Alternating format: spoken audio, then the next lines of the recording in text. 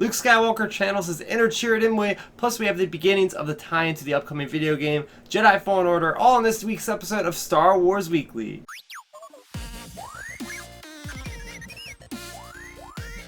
Hello there, fellow Star Wars fans. My name is Starrapter, and welcome to the channel. If you're new, welcome. I talk about Star Wars on a weekly basis, specifically about the comics, novels, TV series, and more. So make sure you go ahead and subscribe to this channel so you never miss another video. That being said, I want to talk about Star Wars issue number 71. We are quickly approaching the end of at least this iteration of the Star Wars flagship series, which is going to be ending with issue number 75. So this is the final arc that they are in, Rogues and Rebels. This is part 4. So we have 3 different storylines going on right before the events of The Empire Strikes Back, which all have our rebel heroes trying to create like a false sense of location for where the rebel base will ultimately be, which we know is Hoth. So the first story in this specific issue has to deal with Chewbacca and 3PO. So they're on this planet trying to basically lure some Star Destroyers there to destroy the planet. They find out that there's actually sentient life that they couldn't discover because, well, they're actually rock people. But they are sentient, so they have to try to disarm these bombs. Meanwhile, we have C-3PO has been dragged underneath the ground by the leadership of these people, and he is now their translator. He is trying to figure out what exactly they want, and meanwhile, we have Chewbacca, who's on the surface, getting shot at by TIE fighters, so he's pretty much no hope at this point. And we also have Darth Vader, who has now come down to the planet to also speak with these rock people, so lots going on with that certain part of the story. Meanwhile, we have Han and Leia. They are on this other planet, and they are trying to cause like a civil war between this crime syndicate and the Empire. And, well, we have Leia, who runs into her old compatriot back from Alderaan. They used to be lovers, apparently. And, well, he's holding them at gunpoint. And, well, they managed to get out of there with Leia's fighting abilities. And they end up getting his help to not really do exactly what they wanted to do with alerting the Imperials to this place, but they're actually going to have these criminals go out and try to fight the Imperials. So they're trying to do something a little bit different there. And finally, we have Luke Skywalker, who's on this desert planet with R2, and he meets this Force-sensitive character named Warbo. Now, he is trying to hunt down these scout droids to try to get them from finding these rebel outposts there. He finds this character, Warba, in the last issue, and, well, she wants him to take out this Imperial outpost that has a lot of credits so that they can buy access to find a scout or something like that, scout droid. So in this particular moment, Luke is actually learning how to channel more of the Force because he doesn't really know a lot of Force-sensitive characters that he's come across yet. So he's learning how to basically channel and focus on the Force. I am one with the Force is with me, and you know, the whole Cere Junda thing. So he's trying to do that, and he actually channels into this awesome moment of Force ability where he's doing backflips, taking out these Sentinel Imperial droids, which look really cool, by the way. And then meanwhile, we have Warbo, who's taking his lightsaber while she thinks he's gotten shot. So what ultimately is her endgame with trying to get this lightsaber? Is she working for the Imperials? Who's she working for? Some other really cool things I liked were with the C-3PO moments, where actually this leader of this stone cult, or whatever you want to call him, the Kakra or the Kara, something like that, they are actually able to touch C-3PO's head and access his memories.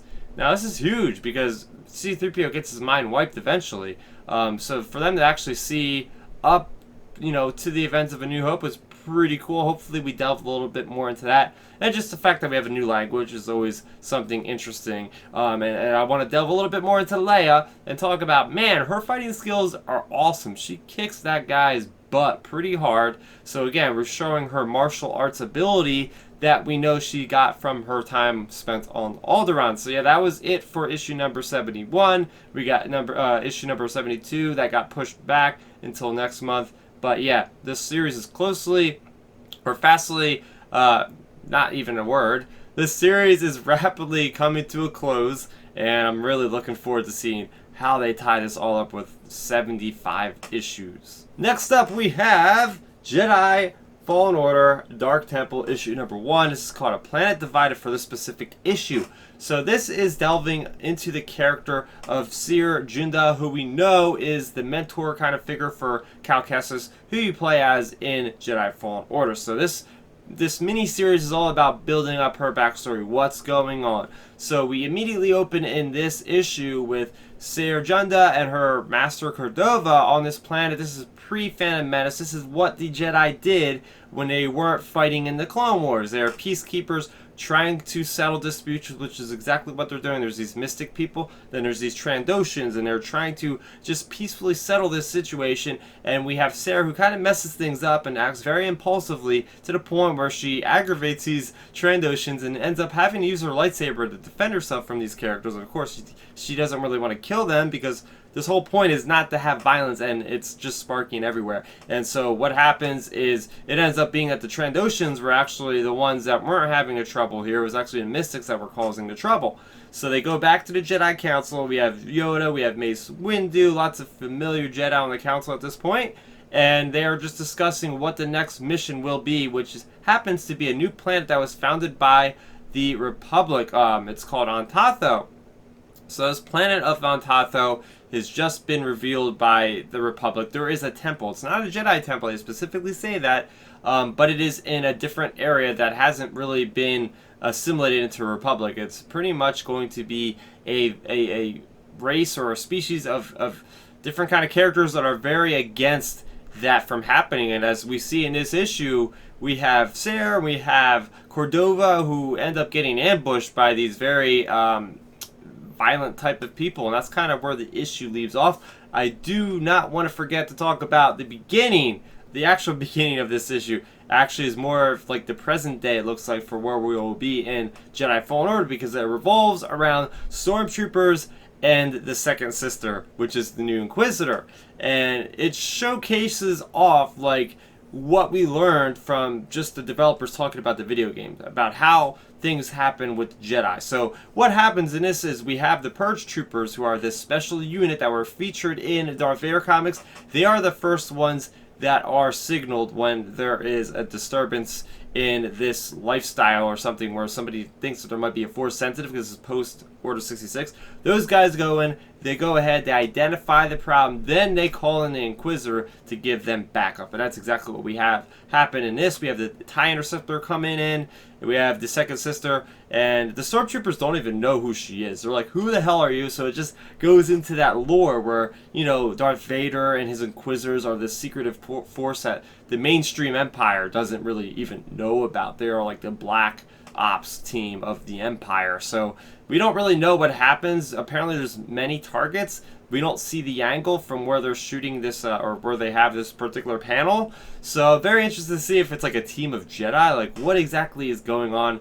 Cannot wait to see that. But overall, this was kind of a slow build up. I think there's a lot of potential for this story, because the connection between the Padawan and the Master is always one of the best kind of stories in Star Wars for me, and I feel like they're really going to build upon that relationship between Cere and Cordova, and seeing that the Force is a big aspect in this entire series, with the whole problem with they were trying to use the Force to find these enemies, and they couldn't really find them because their minds were clouded, but they were not completely shut off from the Force. So there's a lot of really cool things that were brought up in this issue. I believe there's 6 issues, and I do like how we're getting, hopefully every issue has that, you know, second Inquisitor, and then having the story with the flashbacks. I think that's a great idea to kind of bridge the gap, because they're both stories that are happening on Ortotha, or Antotho, whatever it's pronounced. But overall, I'm looking forward to the next issue, which actually comes out